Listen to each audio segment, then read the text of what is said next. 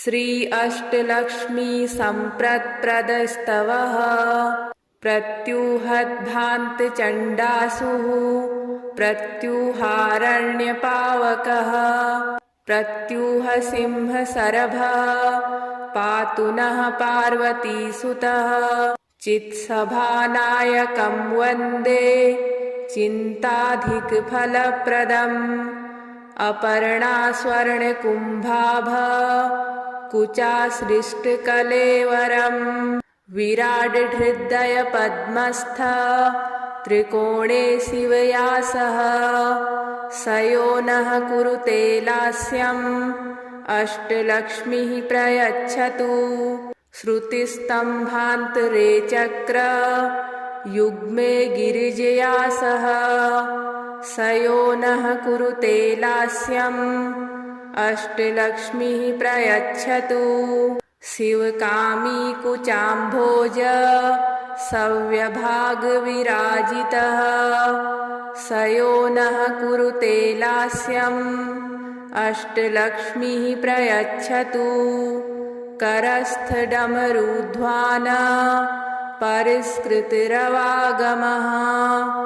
स यो नः कुरुते लास्यम् अष्टलक्ष्मीः प्रयच्छतु नारद ब्रह्म गोविन्द वीणातालमृदङ्गकः स यो नः कुरुते लास्यम् अष्टलक्ष्मीः प्रयच्छतु जैमिनिव्याघ्रपाच्छेस्तु तिस्मेरमुखाम्बुजः स यो नः कुरुते लास्यम् अष्टलक्ष्मीः प्रयच्छतु तिल्वविप्रस्त्रयीमार्ग पूजिताङ्घ्रिसरोरुह स यो नः कुरुते लास्यम् अष्टलक्ष्मीः प्रयच्छतु मन्त्रनूपुरपदपद्मा झणझणितदिन्मुखः स यो नः कुरुते लास्यम् अष्टलक्ष्मीः प्रयच्छतु सम्पत्प्रदमिदं स्तोत्रम् प्रातरुत्थाय यः पठेत् अचलां श्रियमाप्नोति नटराजप्रसादतः प्रत्यूहद्भान्तचण्डासुः प्रत्यूहारण्यपावकः प्रत्यूहसिंहसरभः पातु नः पार्वतीसुतः चित्सभानायकं वन्दे चिन्ताधिकफलप्रदम् अपर्णा स्वर्णकुम्भाभा कुचासृष्टकलेवरम् विराडहृदयपद्मस्थ त्रिकोणे शिवयासः स यो नः कुरुते लास्यम् अष्टलक्ष्मीः प्रयच्छतु श्रुतिस्तम्भान्तरे चक्र युग्मे गिरिजया सह स यो नः कुरुते लास्यम् अष्टलक्ष्मीः प्रयच्छतु शिवकामी कुचाम्भोज सव्यभागविराजितः स यो नः कुरुते लास्यम् अष्टलक्ष्मीः प्रयच्छतु करस्थडमरुध्वान परिष्कृतिरवागमः स यो नः कुरुते लास्यम् अष्टलक्ष्मीः प्रयच्छतु नारद ब्रह्म गोविन्द वीणातालमृदङ्गकः स यो नः कुरुते लास्यम् अष्टलक्ष्मीः प्रयच्छतु जैमिनिव्याघ्रपाच्छेस्तु तिस्मेरमुखाम्बुजः स यो नः कुरुते लास्यम् अष्टलक्ष्मीः प्रयच्छतु तिल्वविप्रस्त्रयीमार्ग पूजिताङ्घ्रिसरोरुह स यो नः कुरुते लास्यम् अष्टलक्ष्मीः प्रयच्छतु मन्त्रनूपुरपदपद्मा झणझणितदिन्मुखः स यो नः कुरुते लास्यम् अष्टलक्ष्मीः प्रयच्छतु। सम्पत्प्रदमिदं स्तोत्रम् प्रातरुत्थाय यः पठेत् अचलां श्रियमाप्नोति नटराजप्रसादतः। प्रत्यूहद्भान्तचण्डासुः प्रत्यूहारण्यपावकः प्रत्यूहसिंहसरभः पातु नः पार्वतीसुतः। चित्सभानायकं वन्दे चिन्ताधिकफलप्रदम् अपर्णा स्वर्णकुम्भाभः कुचासृष्टकलेवरम् विराडहृदयपद्मस्थः त्रिकोणे शिवयासः स यो नः कुरुते लास्यम् अष्टलक्ष्मीः प्रयच्छतु। श्रुतिस्तम्भान्तरे चक्र युग्मे गिरिजया सह स यो नः कुरुते लास्यम् अष्टलक्ष्मीः प्रयच्छतु। शिवकामी कुचाम्भोज सव्यभागविराजितः स यो नः कुरुते लास्यम् अष्टलक्ष्मीः प्रयच्छतु। करस्थडमरुध्वान परिष्कृतिरवागमः स यो नः कुरुते लास्यम् अष्टलक्ष्मीः प्रयच्छतु। नारद ब्रह्म गोविन्द वीणातालमृदङ्गकः स यो नः कुरुते लास्यम् अष्टलक्ष्मीः प्रयच्छतु। जैमिनिव्याघ्रपाच्छेस्तु तिस्मेरमुखाम्बुजः स यो नः कुरुते लास्यम् अष्टलक्ष्मीः प्रयच्छतु। तिल्वविप्रस्त्रयीमार्ग पूजिताङ्घ्रिसरोरुह स यो नः कुरुते लास्यम् अष्टलक्ष्मीः प्रयच्छतु। मन्त्रनूपुरपदपद्मा झणझणितदिन्मुखः स यो नः कुरुते लास्यम् अष्टलक्ष्मीः प्रयच्छतु। सम्पत्प्रदमिदं स्तोत्रम् प्रातरुत्थाय यः पठेत् अचलां श्रियमाप्नोति नटराजप्रसादतः। प्रत्यूहद्भान्तचण्डासुः प्रत्यूहारण्यपावकः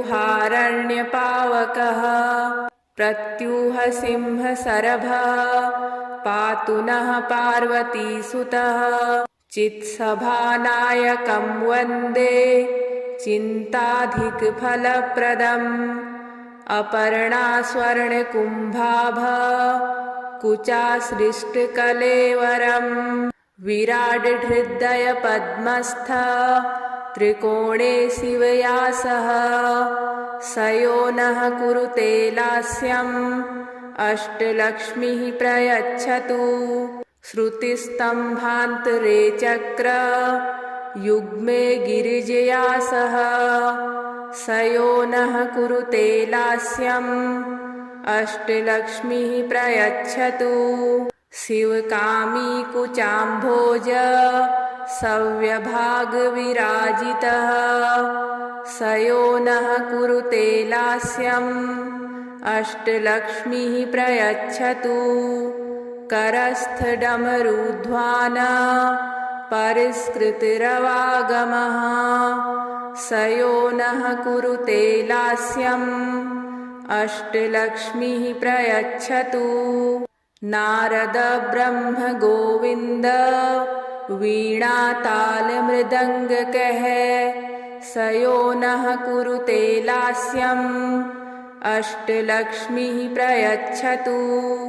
जैमिनिव्याघ्रपाच्छेस्तु तिस्मेरमुखाम्बुजः स यो नः कुरुते लास्यम् अष्टलक्ष्मीः प्रयच्छतु।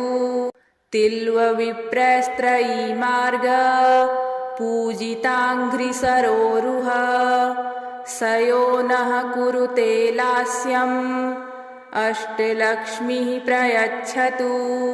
मन्त्रनूपुरपदपद्मा झणझणितदिन्मुखः स यो नः कुरुते लास्यम् अष्टलक्ष्मीः प्रयच्छतु। सम्पत्प्रदमिदं स्तोत्रम् प्रातरुत्थाय यः पठेत् अचलां श्रियमाप्नोति नटराजप्रसादतः।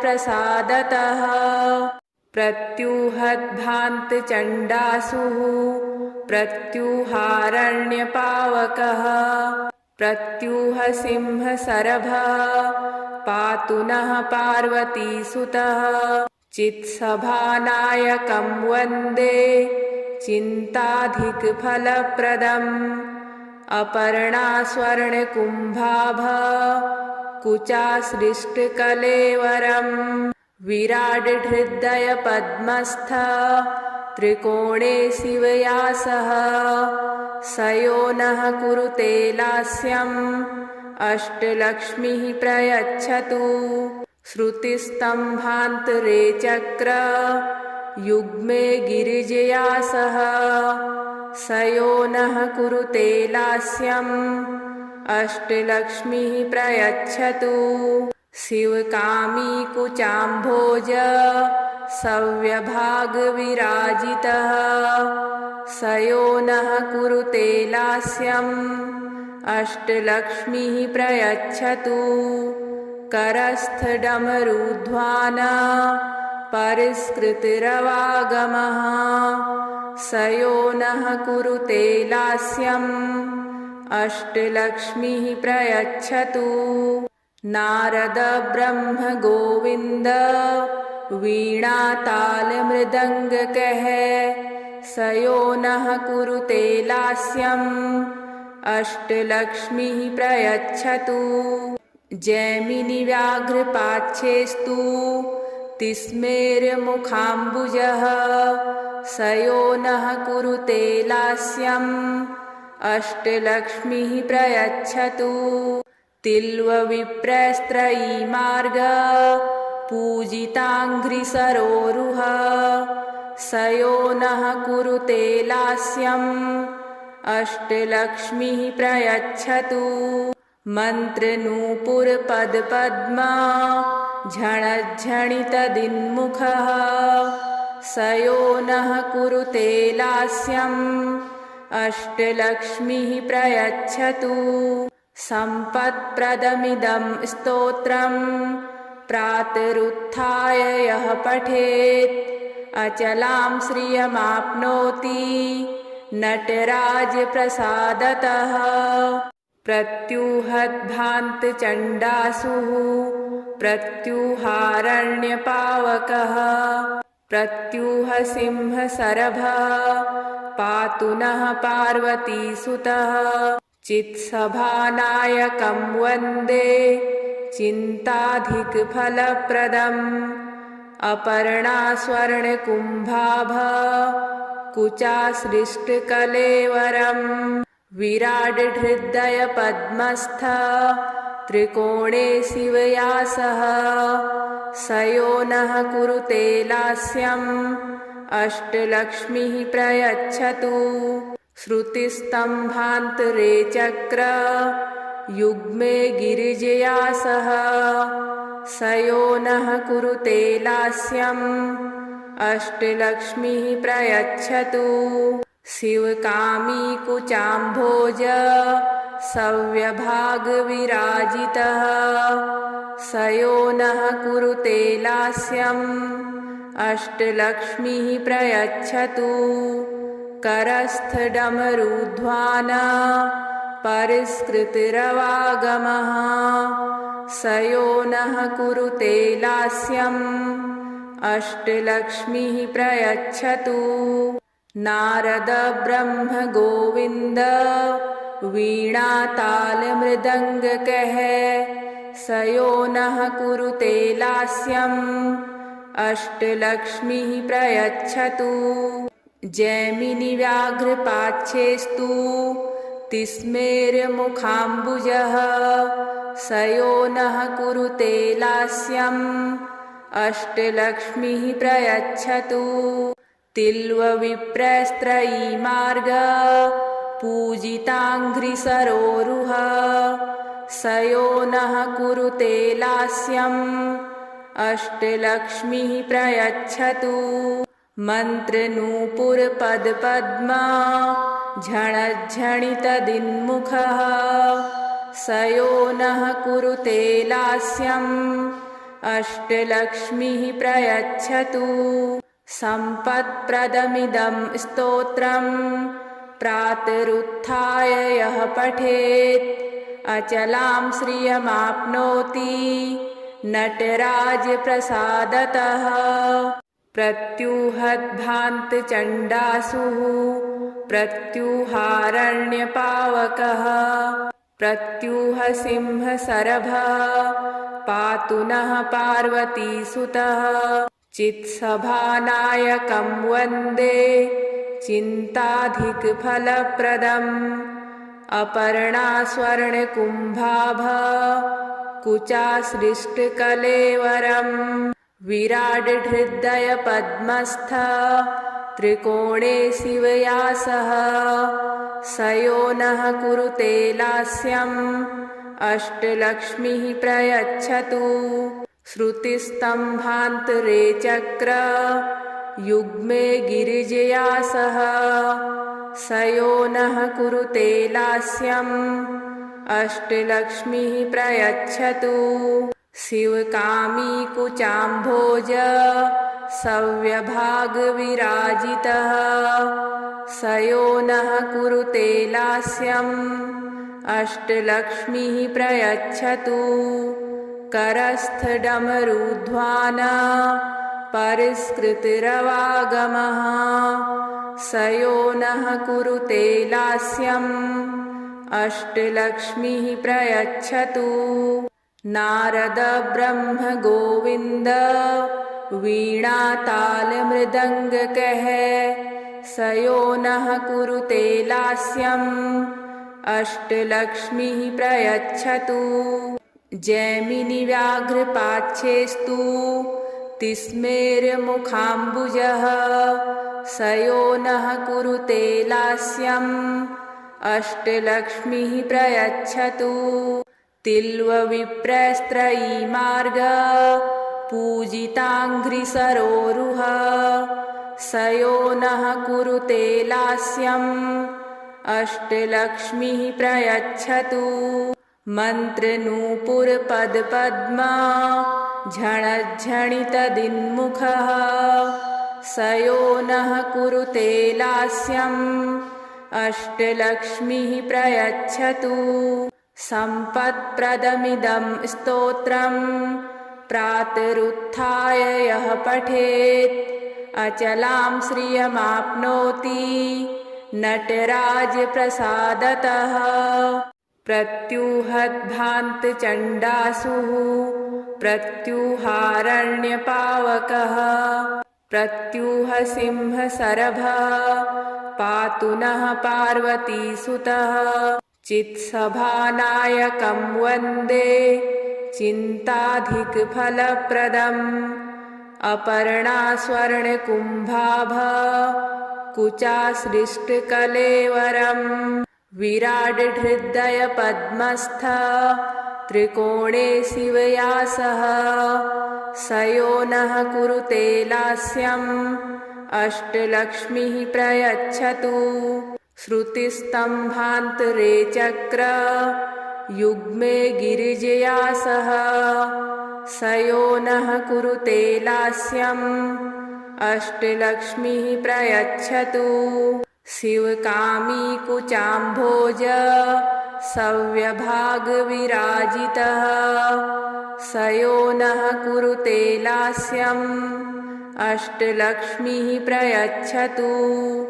करस्थडमरुध्वान परिष्कृतिरवागमः स यो नः कुरुते लास्यम् अष्टलक्ष्मीः प्रयच्छतु। नारद ब्रह्म गोविन्द वीणातालमृदङ्गकः स यो नः कुरुते लास्यम् अष्टलक्ष्मीः प्रयच्छतु। जैमिनिव्याघ्रपाच्छेस्तु तिस्मेरमुखाम्बुजः स यो नः कुरुते लास्यम् अष्टलक्ष्मीः प्रयच्छतु। तिल्वविप्रस्त्रयीमार्ग पूजिताङ्घ्रिसरोरुह स यो नः कुरुते लास्यम् अष्टलक्ष्मीः प्रयच्छतु। मन्त्रनूपुरपदपद्मा झणझणितदिन्मुखः स यो नः कुरुते लास्यम् अष्टलक्ष्मीः प्रयच्छतु। सम्पत्प्रदमिदं स्तोत्रम् प्रातरुत्थाय यः पठेत् अचलां श्रियमाप्नोति नटराजप्रसादतः। प्रत्यूहद्भान्तचण्डासुः प्रत्यूहारण्यपावकः प्रत्यूहसिंहसरभः पातु नः पार्वतीसुतः। चित्सभानायकं वन्दे चिन्ताधिकफलप्रदम् अपर्णा स्वर्णकुम्भाभः कुचासृष्टकलेवरम् विराडहृदयपद्मस्थ त्रिकोणे शिवया सह स यो नः कुरुते लास्यम् अष्टलक्ष्मीः प्रयच्छतु। श्रुतिस्तम्भान्तरे चक्र युग्मे गिरिजया सह स यो नः कुरुते लास्यम् अष्टलक्ष्मीः प्रयच्छतु। शिवकामी कुचाम्भोज सव्यभागविराजितः स यो नः कुरुते लास्यम् अष्टलक्ष्मीः प्रयच्छतु।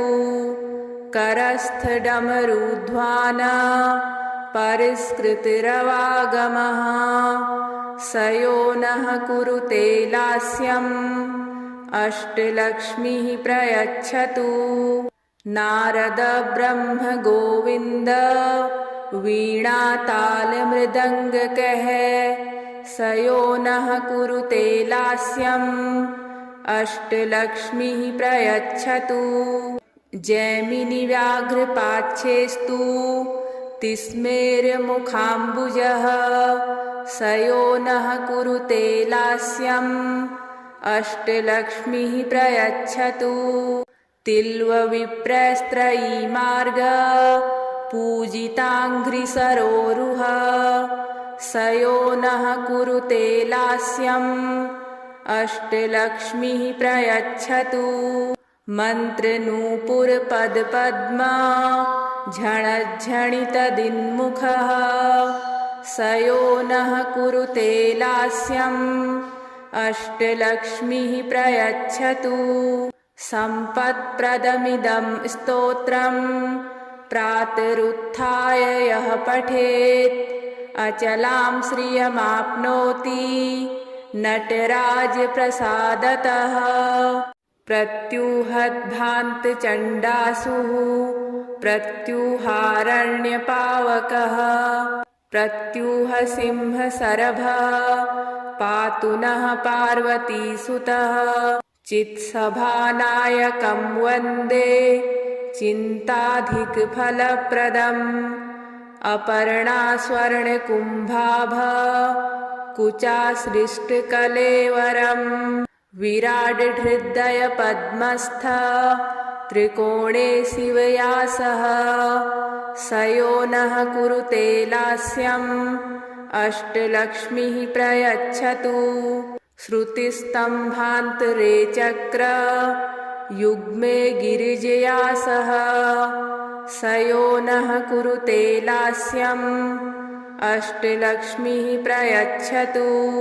शिवकामी कुचाम्भोज सव्यभागविराजितः